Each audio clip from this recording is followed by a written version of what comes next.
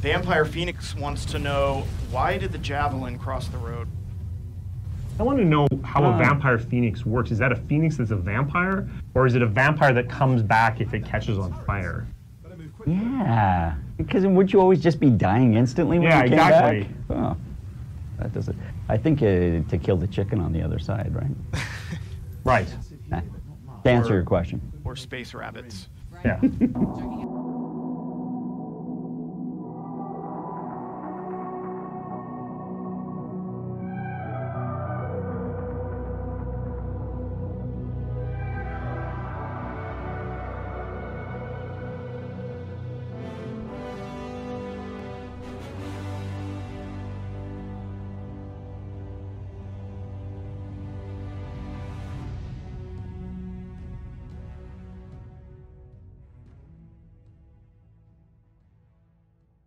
We got a very interesting question here from Ben Lorg. He wants to know, or she, can you wear the skin of the enemies you kill? Well, so in Anthem you can't. In the real world, I gotta go. That was a darker answer than I expected. You never know what you're gonna get. This one from Vampire Phoenix. How deep underground and how large are the parts of the map you cannot see? Oh, how deep underground? Well, I don't know that we've actually measured that. I don't really know how deep underground. Deep? Pretty deep underground? Pretty deep, yeah. Yeah. Yeah. Sorry, I don't know the answer to that. We really built Anthem from the ground up to be a 4-player experience, but you can play with different numbers of experiences. Especially the story, you'll be able to play that by yourself or with 1, 2, 3 other people if you. That's right. Yeah, and so we wanted to make sure that it was easy to be able to grab your friends, invite them into a mission with you, or if none of your friends are online, you can just do a quick pickup game with just random people. Yeah, random people. And really, we wanted to structure the missions and the Strongholds, which is what we're doing today, to be something that you can play and be challenging, but not have to have really tight integration with the other people in your squad. Yeah, that's right. Oh, hey, look, it's the scars. The scars. Now, a question that weirdly nobody has asked me is whether or not we're going to be able to adjust the damage numbers in combat.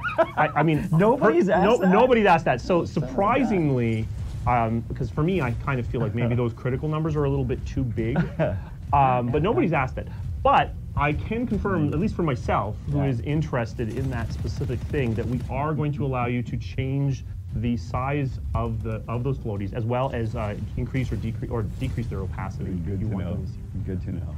In fact, didn't you put a screenshot of that on your Twitter account this morning? I did. I don't know. I don't think anyone was interested in that. It didn't. No, it hasn't gotten 180,000 impressions. It's not a hot topic. Not a really hot topic. Sure is the four different javelins we have at launch all have a different feel, a different role to play, and that's right. The Storm is much more about glass cannon is what the language Ben used. I think that's very appropriate. Yep. Able to dish a lot of damage, apply a lot of stas effects. Yep. But maybe not take as much punishment as the Colossus. That's right. But here we are underwater. Oh, we didn't talk about the big monster. We just flew past the big monster. Big monster or whatever. You know. Yes, you can see that you can see the breath bar there. So if you stay underwater too long, you will drown. Yep. Yeah, that is something that will be affected by how you build out your pilot and your pilot perks. Haven't really talked about, but we will talk about that later. But it affects stuff like how much you can breathe underwater, how long you can fly, stuff like that. So now we're actually into the Stronghold proper. So Strongholds are a combination of inside and outside. We didn't want to use the term dungeon because it just implies this sort of, either cave systems or something, some sort of castle or something. But these are really big spaces that include exteriors. So we wanted something that just conveyed that grandeur. Yeah, for sure. And I think that what's interesting about these is the amount of coordination that you can do with your squad. We showed off one way that you can approach this, but man, there are so many ways you can do it. And taking a squad of all Storms or all Interceptors through here, just to show people that it can be done. Cool challenge. I think it's something that'll be fun to play around with. For sure. And so it's nighttime now. So we have dynamic day and night. So when you're out in the open world, you'll actually see sunset and sunrise if you stay out there long enough.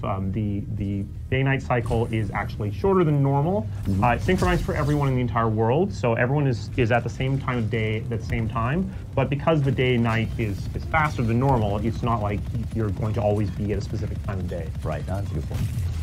That's a good point. Combat combinations, I think we've showed off a couple of different combos, mostly based off of status effects by, freezing and smashing, or, being lit on fire like the second Colossus there. There's a shaper relic. So the Scar are sort of base level humanoid enemy. They're not actually humans, or actually humanoid at all, actually, as it turns out, but they look humanoid. And they are just like a primary enemy faction, invader, that have come through these effects caused by the Shaper. So they provide a consistent enemy palette that we use. That's right. Unlike the Dominion that we've talked about a little bit, who are the primary enemy from a storytelling perspective. Those actually are humans. Those are actually trying to take over the world and use Shaper technology to dominate the world. Right. They're familiar with cymatics, refers to the physical effect of sound, and so for things that are caused by the Shapers, we like to apply that kind of effect. So like this kind of ferrous liquid here, that's a cymatic effect, where the audio is actually causing the visual effect to react in that way. Yeah, it's a fun thing, and you'll see that around Shaper relics throughout the world. Even language like echoes and things like that, just to tie back into that audio background. That's right. So you're not locked into a role. I think that's another important thing. Even though the Javelins do represent different classes, just because you're playing a Colossus doesn't mean that you always have to, be the bullet sponge, right? Yeah, exactly. I think that the amount of wildlife that we've put into the game, just again, doing things to make the world feel very alive and. Something lots of ambient activity. That's important for us is to make it feel like humanity is out of scale with the world. So when you go and you see even the rabbits, which are not actually rabbits, but they're not rabbit-sized, they're more like dog-sized. When you're out there and you see something like our wolf analog, they're 10 feet long. You need to feel, you should be feeling like you need to be in a suit of power armor to be out here, otherwise something's gonna eat you. And that might be a cute little rabbit. Out of your Javelin, you are not at the top of the food chain. And you are not at the top of the food chain. The flare is something that we haven't really talked about. Right. We didn't talk about it in the stream anyway, but we can talk about it here. It's a useful tool. You can use it to illuminate dark places like we just did here, but you can also use it to communicate with the rest of your squad when you want to point stuff out and say, hey, come over here, or let's rally at this spot. Yeah, it actually works through the emote system right now. So it's you can map different emotes. One of them that's mapped in this is the wave, but also we're using the flare as one of them as well. This will be something that lets you additionally personalize the way that your suit will behave. Right. Javelin. Yeah, what could go wrong here? It doesn't look menacing at all. There's nothing goes wrong. No. Oh, look, lore! Blue glowy thing. Yeah, so when you want to apply a status effect to a large creature like the Swarm Tyrant here, you're not going to do it with one frost grenade or one bout of your flamethrower. You really need to layer it on there, and they stack. And once you've stacked them high enough, there it goes. You can light them on fire or freeze it. At some point, you heard this. Yes. So actually, coming up here as the Swarm Tyrant goes away, we're going to see, I think what the Flame Mortar is really good at is area denial. That's right. I've probably spoken too soon because it's going to happen now. There it goes. Boom. So it actually lays down an AoE effect, which actually is great for places where you want to really lock down direction. Right. Okay, so we're going to see the ultimate attack here. Okay. The one thing with this is we actually pretty much toned down the amount of damage this guy is doing a lot. Just for the purpose of the demo, but that is, you are shooting effectively nukes. As the Colossus. So yeah, that's huge. It changes the battle. Yes. It does. And the ultimate abilities, you can see the meter filling up at the bottom of the screen there. Fills up pretty rapidly because we want you to have fun with that, and we want you to use it. And, yeah, I mean, honestly, a mistake we may have made in the theater it. demo is we kind of saved all those ultimates to the end, and so, but you probably would have had time to use them maybe two times before then. What about romances? So we are not doing romances in Anthem. We are focusing our attention for relationships on relationships that everyone can experience, so that we can really go and put our effort into that. You will have characters that you will form relationships with and deepen and have conversations. We're just not doing romances, no nudity. Not that nudity is a necessary part of romances. No, but it's, I think that when we think about relationships in Anthem, and you saw a little bit of your crew there with Alec and Faye and Owen, you're going to want to talk with them and get to know them better, and you're going to develop that feeling of camaraderie. And it's still a great relationship that you can build. What about emotes? What kind of emotes might we see in the final game? So we do have emotes. So in the video, you do see waves. As I mentioned, the flare is an emote. You'll be able to customize those. Also, that we will have additional emotes as well. And people have asked me about dabbing. We don't have a dab animation, but I'd be amazed if someone's not building it.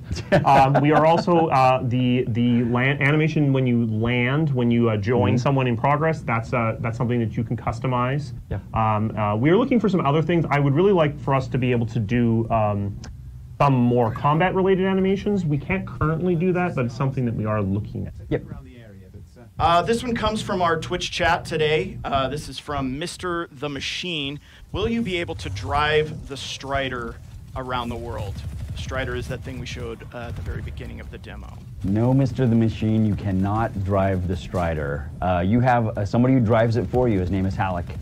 But you as a player cannot steer it around the environment. And what exactly is the Strider used for those who don't know?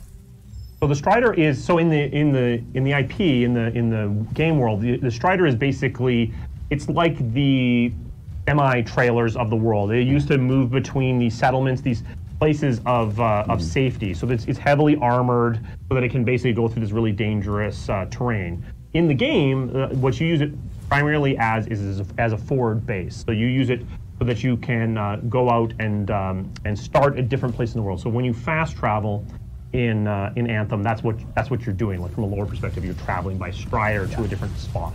That's right. And there aren't a lot of these out in the world from a lore perspective. The world of Anthem doesn't have mass production, so all of these things are painstakingly handcrafted and put together. So it's quite an endeavor to build a Strider and then take it out and use it. How are microtransactions really going to affect the game? Oh, really going to affect the game. So here's what we are doing, at least as much as we're talking about it right now from a microtransaction perspective. So there's no loot boxes, and there will be no ability to pay for power. So there will be cosmetics that we will be selling, but we want to make sure that you're going to see what you're buying before you get it, before you spend any money on it. No blind drop. Yeah, no blind drop. Are there going to be more javelins later? And we're not talking. And we're not going to talk about it. Yeah. So. Adema360 wants to know, or wants us to explain the icons on the map. Oh, what the different mean? activities mean. Oh, okay. I'd have to look at the map. So basically, you have strongholds, you have missions. Yep. What else is on the map? Strongholds, missions, free play, and then significant fast travel locations. Yeah, there's fast travel locations, and I think we might just have sort of like point of view or landmarks. Landmarks, yeah. This one from the Twitch chat as well, from Emery. If you have more people in your game, does it make the enemies harder? So we will balance the game somewhat to your party size, but we are doing most of our balance for assuming a party of 4. So we will adjust a little bit for smaller parties, but definitely the game will be most designed for a 4-player party. Yep. So how do you customize the Javelin's gameplay style? Is there a skill tree? Is that something we'll get to later? We'll get to it in a lot more detail later, but we can talk about it a little bit just to give a little bit of context that I think will help. So you have a freelancer, your pilot, who has a skill tree that you get, and this is things like allowing you to fly better. It's really sort of finesse things that apply to whatever javelin you're piloting. Yeah, it overarches all javelins. Then each javelin itself has various gear slots. So those are like your gun, and then things like the mortar or the flamethrower, and that's really how you customize your playstyles, by swapping out that gear and that weapon. Right. Yeah, I like to think of it as your pilot skill, and your pilot skill tree kind of represents your personal play style and the things you like to emphasize or de-emphasize. Whereas the loadout on your javelin is really more about capability, right, and what you're going to try to do that day. This one coming from You Got Juked. They want to know, will there be text chat built in on the PC version? I don't know yet. There are some, we haven't actually locked that down at the moment. Yeah, we're looking at some different options. Yeah. Okay, moving on to Mr. Robot's question. Will we be able to harvest plants and hunt animals? So we do have, we have crafting, there is various nodes in the world that you do harvest, including plants, for purposes of crafting. Animal hunting would be done for a purpose, like you would have a mission or something like that, which would be to hunt animals. You wouldn't be doing that as part of the crafting. Yeah, I mean, when you encounter animals of different type out in the world, most everything in the world is fairly hostile. There are a few things like the grabbits, and we saw some of our version of, I guess, what would be a ox or oxen in the demo that we showed last year. Right. You know, they kind of ran across the screen there. So there are just kind of ambient creatures who aren't trying to eat you all the time, and I mean, yeah, you can attack them, but they have different behaviors. They may run away, or the oxen actually will all attack you. Yeah, I mean, the whole herd. I've said before, I don't think there are any domesticated animals in the world. I think that something that would be done is that hunting would be done for the purpose of meat. You are a freelancer, however, not a hunter. Not a hunter, so it's not something that you would be doing. Yep. This one from Phoenix Hawk 76. They want to know if there's any kind of penalty for dying. So at the moment, you do not lose any loot when you die. You can be either revived by other people in your party, or if they can't get to that, you can respawn to the nearest resupply point. I think dying doesn't have any penalty. Yeah, not at the moment. I think that this is something that we're still playing with, honestly, and finding out what's most fun and what provides the coolest challenge. Yeah. So, TBD. Yeah. Okay, this one from Vorlon B5. Will there be cool things to find underwater? Of course. Yes, for sure. Pretty straight answer there. Yeah. Will the Strider, this one, from Mike, comment, subscribe. Will the Strider be customizable, like being able to display javelins, gear, weapons, etc.? So we will display your current javelin with its paint job and its customization. I don't believe at the moment that it's not something you can change. It might change over the course of the story a little bit. But, and I think that that's something that could be interesting for it's certainly live something I service. could see after launch, us adding, but not at launch. This one from the Destin channel. What's the best part of the grind? Like, how does it stay fun in hour 5 versus hour 500? Nah. So I'll take a shot at that. Yeah. I think that for me, and because I've played it a long time now, and it's because the world is dynamic. It's not always the same, same dudes who are waiting to ambush you at the same spot every time. It does change, and the weather has an effect on things. Day-night has an effect on things. So that's one thing, is that it's always kind of surprising at that base level. And the gear is fun to chase, and that's always something where you're trying to get a better version of a weapon, or just a straight up better weapon. I think there are lots of great things to find and lots of cool enemies to fight. Yeah, I do think that the gear chase is really interesting because it's got a lot more variety in terms of like There's subtle variants, but then you also want to go and find that shotgun that's going to light the person on fire, and then find a better version of that shotgun that's going to light the person on fire, even more betterer. And the world events, like when you see with that Ash Titan, you know, you never know what you're going to hit. If you're out in free play, world events are going to happen, and that can be something like, oh, hey, there are some sentinels who have been imprisoned or who are under siege, and you got to go help them out. It could be that Ash Titan, it could be something bigger or something better. But that's always something that's dynamic and surprising as well. Someone asked what's the name of the game, and I would like to clarify this, that it's actually Anthem, like pants, like tiny pants on an ant that are too long, and they've shortened them. An ant. I've been mispronouncing People it say this Anthem, whole time. And sometimes I do, but really Anthem. So Mark's personal title for the game is Anthem. Tiny tailoring. This one from Darkstalker. How big is the overall map compared to what was shown in the demo? So in the demo, we are seeing a pretty small part. I think we cross maybe one subregion.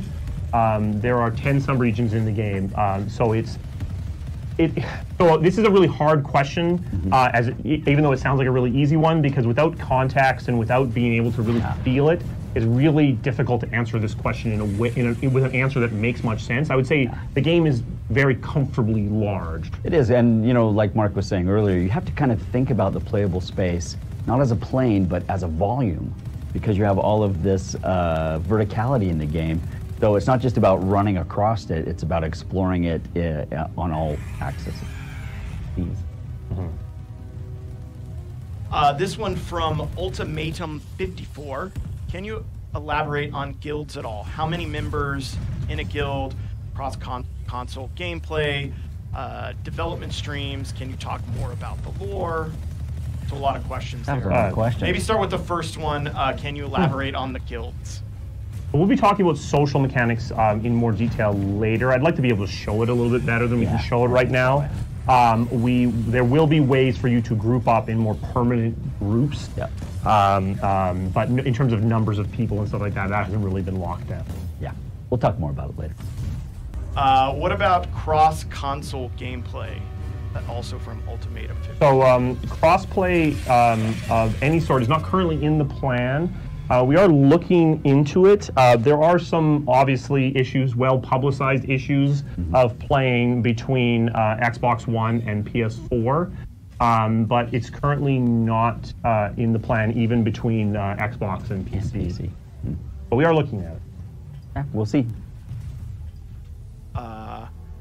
This one from Kadab. They want to know, is there a Titanfall crossover? I got that question earlier. So official lore, no. But one thing that our personalization system really does let us do, and I think you'll see this more and more after launch when we get more comfortable with the IP. It really lets us do things like, oh, it's a Titan skin for your Colossus, or here's an N7 skin. We actually showed that at the press conference for your Ranger, or like here's Isaac Clarke or as an Interceptor and things like that. Like I think once we not that I'm promising any of those things, not a promise. But I think once we get after launch, I think you'll see that become a really interesting direction for us. I think don't take yourself too seriously. I think is one of the things that we think about. So let's have some fun. This question from, and I'm just reading it, Satan Primes 666 wants to know: can you tell us when you're showing the Interceptor? I will tell you when we are showing it. Yes. Like when we are doing it. Yes, when we're actually doing it. Say it. Oh, you want to know when we're going to show it? We will show it before launch. We will do a deeper dive on loot and stuff. I suspect we'll probably that's probably when we'll start showing the Interceptor and the Storm a little bit more. Yep. They are not as far along as the Ranger and the Colossus right now, so we just want to get them a little bit more hooked. Yep. Will there be different playable races in the game? There are not. You are a human, not an Earthling, but you are a human, and that is and that is the playable race. That is that. This question from Lion Bites: who is scoring the soundtrack? I don't know the answer to that, but I do think we're gonna release talk some about of that soon. Yeah. Yep. Cool soundtrack. I can't remember people's names. as we know from, I'm assuming marked era. Noted stranger. Noted stranger person sitting next to me. This one from Zanman02. Can we buy materials from merchants? So you will be able to buy a relatively small amount of crafting materials from merchants, but only using the sweat currency. You will not be able to use the premium currency for that. Only the currency you earn by playing the game. Yep. This one from Tumination. They want to know, their question is with regards to combos. Are there combos that you can use to affect your allies to add some positive effect to them, etc.? I don't think we've really talked about Buffing and stuff? Yeah, ally buffs or combos, but we are going to talk about that more in depth, I think, later. A Bearded Viking wants to know, are there unique boss mechanics like, say, a game like Monster Hunter? Sorry, I got distracted by Bearded Vikings. Is there non-bearded Vikings? I totally didn't hear the question. Yeah, really young Vikings don't have beards, yeah, right? maybe baby Vikings. Baby Vikings, okay. Sorry, I totally missed the question. Yes. Are there unique boss mechanics? Oh, yes. Yeah. Good answer. More info later. Rod's X wants to know, when is your beta? And the answer to that, as we've said, we are not announcing demo dates for the pre-order at this time during the stream, but we'll get more info on that later. Adema360 wants to know if there will be Dead Space skins, so kind of similar to the Titanfall. Yeah, I mean, we're not announcing anything right now, but Game Informer did give me $20 to do Isaac Clarke one. So I could certainly see as a possibility. That's a really flexible system. Yeah. I think we can do all sorts of cool stuff with it. All right, jumping back to like the basics of the game, what are those little creatures at the video called? Oh, those are grabbits. Those are grabbits. So they are basically they are the bottom of the food chain of Anthem. I do think they have really sharp teeth though when you get right up to them. So I think bottom of the food chain of Anthem is still gonna eat you if you get out of your suit. But yeah, they're called grabbits. Yep. This one also from some of our other social channels. What is science fantasy? Can you shed some light on I think Ron can talk. Sure.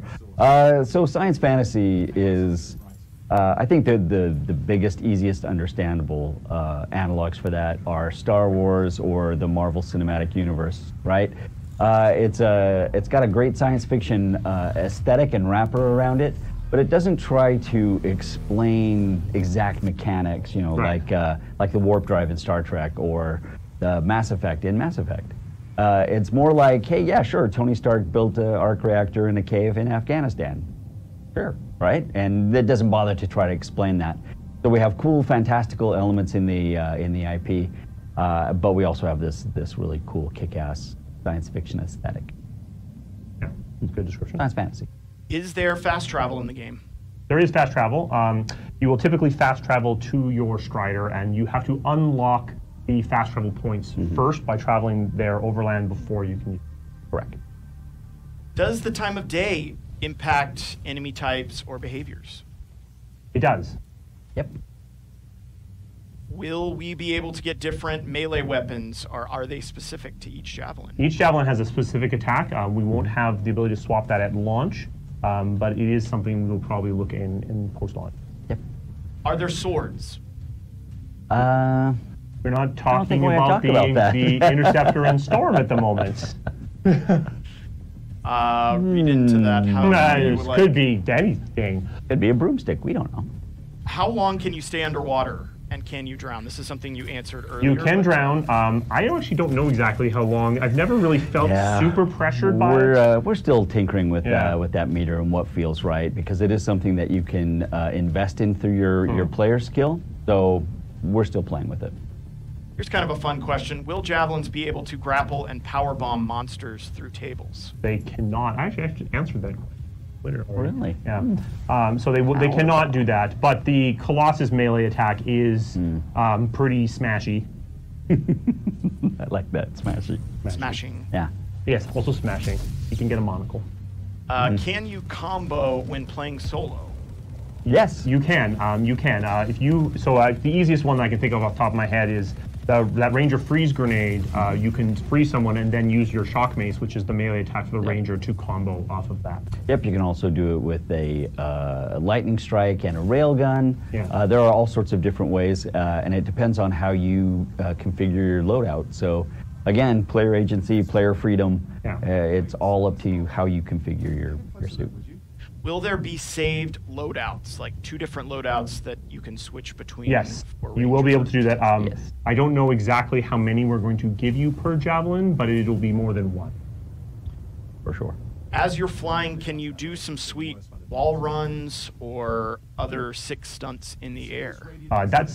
Wall runs, I don't think so, but you do have an in-air evasion. Yep. The Colossus actually doesn't, but the other suits will have the ability to do dodges and barrel rolls and things like that when they're in the air. I think we showed the Storm teleport in one of the videos that we released around EA Play. Mm-hmm. Can you replay story missions after they've been completed? Yes, you can. What are, or are you ready to talk about the rarity tiers for? Yeah, I talked about them before, and so let's see if I can. So you've got common, uncommon, Yep. rare, Yep. epic, Yes. legendary, Yeah. and then I think it's called masterwork. But I think we're kind of dithering over those upper 2 names. Yep.